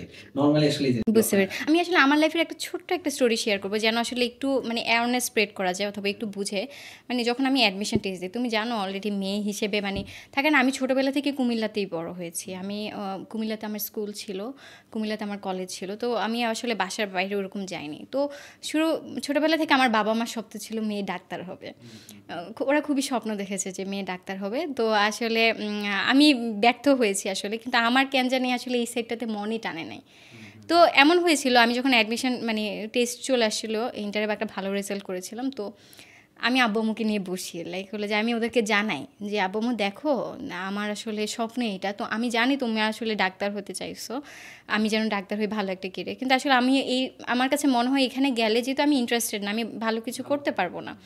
তোমরা কি বলো? মানে আমি আসলে কতটা লাকি, আমি আসলে আলহামদুলিল্লাহ বলে শেষ করতে পারবো না। আমার মা তখনই বলছে তুমি যেটা করতে চাও তুমি করতে পারো বাবা, কোনো সমস্যা নেই। এই যে আমার মা, আমার বাবা ওই সময় দেশে ছিলেন না, কিন্তু অলওয়েজ কনস্ট্যান্ট সাপোর্ট। আমার মা আমাকে নিয়ে পুরো বাংলাদেশ ঘুরছে, আমি সব জায়গায় অ্যাডমিশন টেস্ট দিয়েছি, মানে জাহাঙ্গীরনগর, সাহাস, তারপর সব জায়গায়, যত জায়গায় আমার মনে আছে আমার বুটেক্সে অ্যাডমিশন টেস্ট ছিল। তো বুটেক্সে আমি এক্সাম দিয়েছি, তারপর আমার সাস্টের অ্যাডমিশন টেস্ট। তো বুটেক্সে এক্সাম দিয়ে বিকাল হয়ে গেছে, আমি ওই সময় অ্যানাবাসে উঠছি, রাতের 1:30টায় আমি নামছি। আমিও নতুন, সিলেটে আম্মুও নতুন। সেই তখন জাস্ট হলো যে আমার বড় ভাইয়ের ফ্রেন্ড ছিল, ওনারা একটা মানে হোটেল বুক করে রাখছে, মানে ওখানে এই রাতের বেলা দুজন মহিলা, আমরা দুজন হাত ধরে, শক্ত করে হাত ধরে, আমার মনে আছে মানে সিএনজি ঠিক করা, ভয় পাচ্ছিলাম, দুজন কন্টিনিউয়াসলি দোয়া পড়ছিলাম যে কি হবে। কিন্তু আমার মা কিন্তু এই যে আমার হাতটা শক্ত করে ধরেছেন, মানে আমি আসলে কিভাবে ধন্যবাদ দিব আমার মাকে যায় না। তারপর এই যে অ্যাডমিশন দেওয়া, মানে টেস্ট দেওয়া, তারপর হয়ে যে আবার ব্যাক করে, এরকম ঘুরছি, অনেক মেমোরি আছে আমার মার সাথে, কিন্তু ওই যে কখনো ধন্যবাদ দিই না আর কি। তারপর হলে যে আমি আরেকটা কিছু অ্যাড করব, সেটা হলো যে মানে আমার হাজব্যান্ড আসলে এই যে আমার এই স্ট্রাগলটা, আমার স্ট্রাগলটা অনেক চ্যালেঞ্জিং ছিল, মানে আমার জার্নিটা অনেক চ্যালেঞ্জিং ছিল, মানে আমার এই যে এত স্ট্রাগল করেছি। আমার হাজব্যান্ড কিছুটা সময় কাছে ছিলেন, কিন্তু তারও তো আসলে মানে পিএইচডিতে চলে যেতে হবে, কিন্তু সে দূরে থেকে সে প্রমাণ করেছে দূর থেকেও কিভাবে পাশে থাকা যায়। মানে সত্যি আমি না অনেককে গল্প বলি, মানে আমি স্পেশালি ছেলেদেরকে বলি যেন ওরা একটু শিখে, মানে ওর কথা ওরা যেন বুঝে যে আচ্ছা তাদের পার্টনারকে এভাবে সাপোর্ট করতে পারে, তুমি দূরে আছো এটা ম্যাটার করে না, একটু ছোট একটু কেয়ার, ছোট একটু মানে থাকে না যে প্রোটেকশন দেওয়া, মানে ছোট একটু মানে কেয়ার করা, এটা অনেক কিছু। সে আমার পাশে যেভাবে ছিল, মানে আমি তার কাছেও আসলে কৃতজ্ঞতা জ্ঞাপন করি। আপনার এই জার্নিতে মোটামুটি আপনার ফ্যামিলি, হ্যাঁ, হ্যাঁ, অবশ্যই আপনার ফ্রেন্ড, সব কিছু, সবার সাপোর্টে হ্যাঁ অবশ্যই। আমি ওটাই আমি মনে করি আমার সাথে ওদেরই অর্জন, মানে আমি এমনভাবেই বিশ্বাস করি আসলে। আমরা একদম স্যারের কাছে লাস্ট একটা প্রশ্নে যাবো এবং আমরা প্রোগ্রামে একদম শেষ ধাপে চলে আসছি। স্যার, সেটা হলো যে বাংলাদেশের গবেষণার যে এই অবকাঠামো, এখানে আসলে সুযোগ সুবিধা আমরা কি ধরনের পরিবর্তন আনতে পারি, বা পরিবর্তন আনলে আপনার কাছে মনে হয় যে আরো একটু ভালো করা সম্ভব আমাদের এই গবেষণা সেক্টরে? Thank you. প্রশ্নটা খুব জটিল এবং বাংলাদেশের পার্সপেক্টিভে এটা নিয়ে বক্তব্য দিতে হলে অনেক পলিটিক্যাল ইস্যু চলে আসে।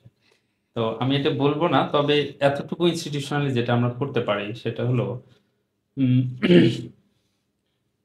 আমাদের এই বিশ্ববিদ্যালয়ে প্রায় 46টা বা আরো দুই একটা মনে হয় বাড়ছে, এরকম ডিপার্টমেন্ট আছে। প্রত্যেকটা ডিপার্টমেন্টের লাইফ সায়েন্স যে বিশ্ববিদ্যালয়ের লাইফ সায়েন্স যে পার্টটা, বিশেষ করে এগ্রিকালচার, আমাদের veterinary science, fisheries, animal husbandry, এই পার্টগুলো, এগুলোর যে আমরা মলিকুলার রিসার্চ যখন করি তখন হয়তো অনেক ইনস্ট্রুমেন্ট, সফিস্টিকেটেড ইনস্ট্রুমেন্ট ওভারল্যাপিং আছে।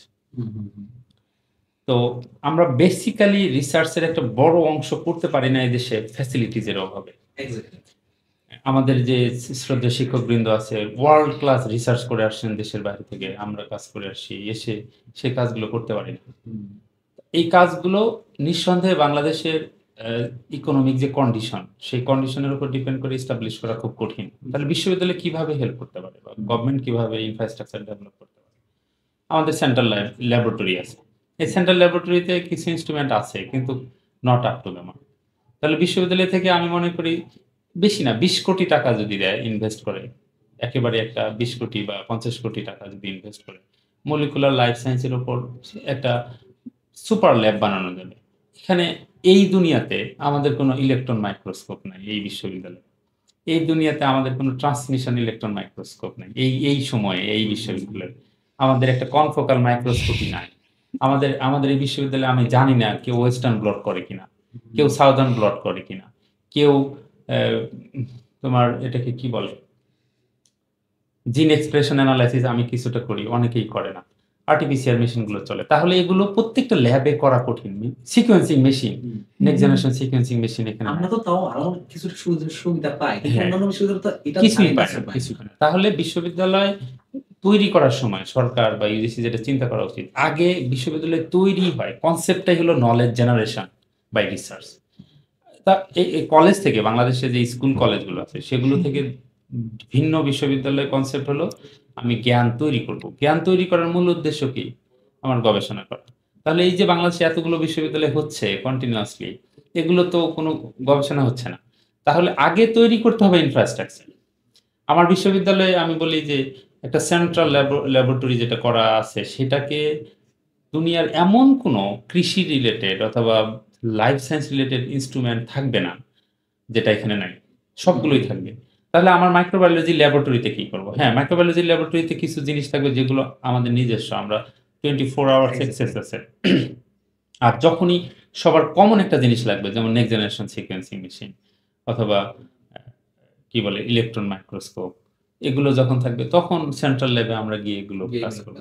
তো এটা বিশ্ববিদ্যালয়, সরকার, দেশের policy, political environment, political unrest, এগুলোর উপর ডিপেন্ড করে।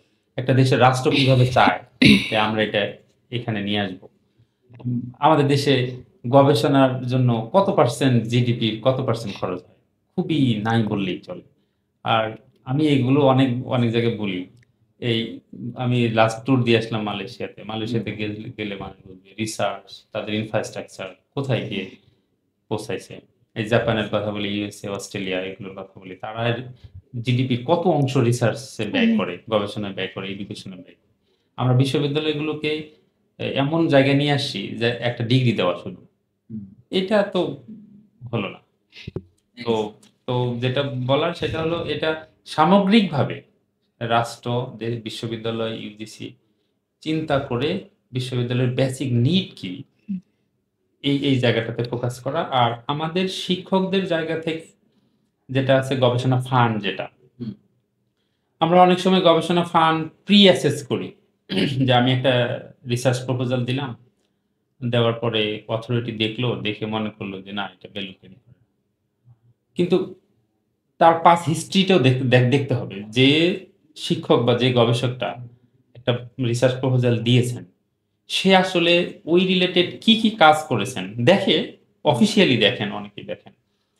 দেখে যদি মনে হয় যে না সে এই রিসার্চ প্রপোজালে গ্যাপ থাকতে পারে তার, কিন্তু সে পাস হিস্ট্রিতে দেখা যাচ্ছে সে হিউজ কাজ করেছে, একেবারেই ফান্ডামেন্টাল অনেক ভালো কাজ করেছে, তাকে ডাকা, আচ্ছা আপনি এত সুন্দর সুন্দর কাজ করেছেন, এই যে আপনার এত একটা ভালো পেপার, এটা এরকম, এই যে আপনার এই গবেষণার ফাইন্ডিংসটা এত এরকম, তাহলে আপনার রিসার্চ প্রপোজালে কিছু ল্যাকিংস আছে, আমরা চাই আপনি এত ভালো ভালো পেপার করেন, ভালো ভালো কাজ করেন, সুতরাং এটা একটু মডিফাই করেন, আমরা গ্র্যান্ট দিব।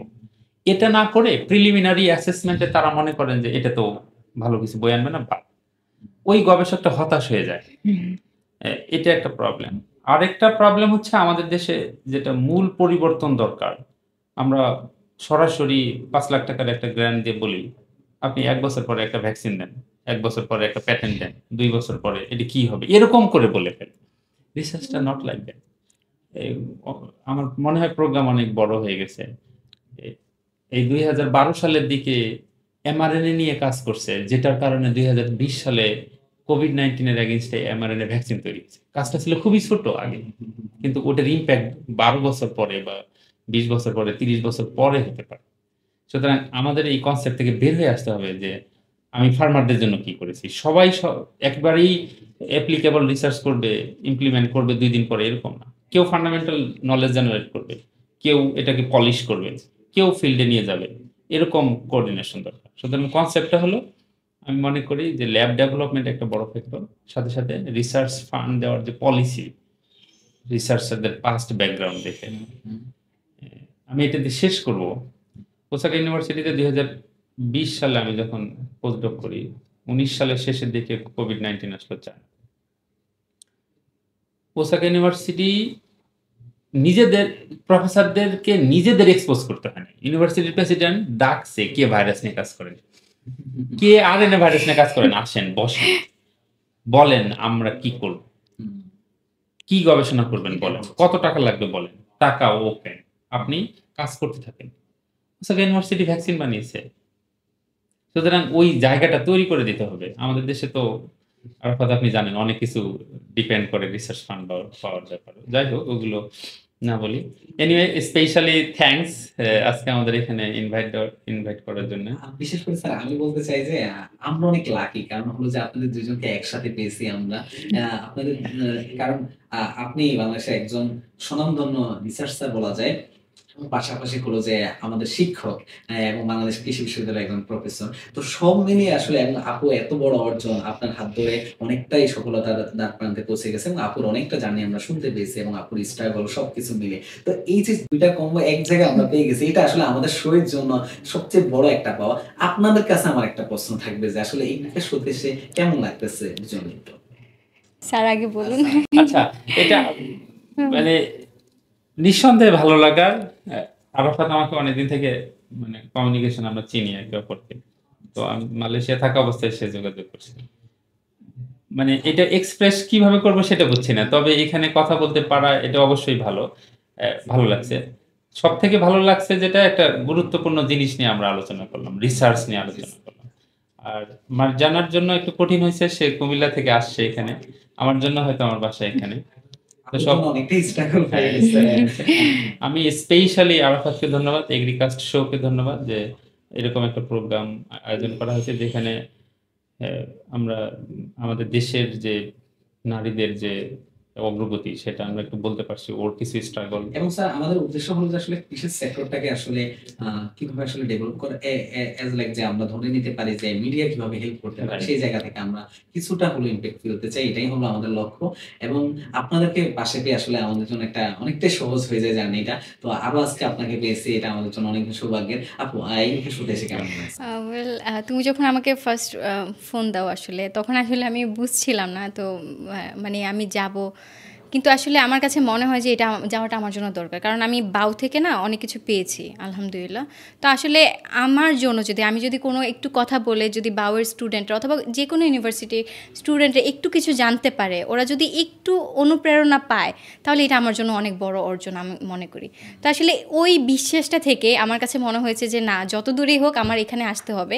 আর thank you so much Arafat, তোমাকে এবং তোমার টিমকে। তোমরা আসলে অনেক কিছু করেছো, মানে আমাদেরকে মানে বেটার আসলে মানে ফেসিলিটি দেওয়ার জন্য। তো থ্যাংক ইউ সো মাচ, আমার খুবই ভালো লাগছে। আর আমি চাচ্ছি যে আসলে মানুষ যেন স্বপ্ন দেখতে না ভুলে যায় আর কি, বিশেষ করে মেয়েরা আমরা অনেক সময় ভুলে যাই যে অনেক পারিপার্শ্বিকতার শিকার হয়ে। তো আমাদেরকে স্বপ্ন দেখতে হবে, হাল ছাড়া যাবে না, একদমই হাল ছাড়া যাবে না, আমাদেরকে স্বপ্ন নিয়ে বাঁচতে হবে। আর সবাইকে বলবো একটু নারীদের প্রতি আর কি একটু সহানুভূতি হতে, সাপোর্ট দিতে আর কি, সেটাই আমি বলবো। জি, আমি এটা আসলে হাইলাইট করতে চাচ্ছি আমার আর কি। জন্য এটা আরো স্পেশাল, কারণ হলো এটা আমার মনে হয় first Yeah, podcast. podcast with my students and for research and for academics.